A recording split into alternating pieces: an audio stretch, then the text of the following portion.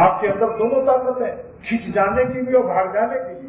اگر بھاگنے کی طاقت نہ ہوتی تو ففروا الی اللہ نازل نہ کرتا، ظلم ہو جاتا. لیکن اللہ تعالیٰ نے جب قرآن نازل فرما دیا کہ جب غیر اللہ تم کو کھینچے ففروا الی اللہ، تو بھاگ کر تم اللہ کی طرف آ جاؤ. اگر بھاگنے کی طاقت نہ ہو تو بولو ظلم ہوتا ہے نہیں. جو تھا کسی میں بھاگنے کی طاقت نہیں، کسی کا بچہ بیمار پڑا ہوا ہے اور ٹائیفائڈ ہے، 40 دن سے بخار ہے، بھاگ نہیں سکتا. اتنے میں بھیڑیا آ گیا. بابا کہتا ہے ابا او بیٹے بھاگ کے آ جا میرے پاس.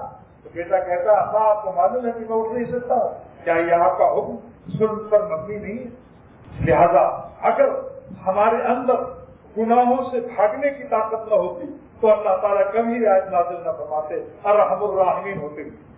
لہذا یہ آیت دلالت کرتی ہے کہ ہم میں طاقت فرار ہے، لیکن ہم خواصت تباہ سے قرار پکڑے رہتے ہیں، یعنی ٹھہرے رہتے ہیں گناہوں کی مرکز پر.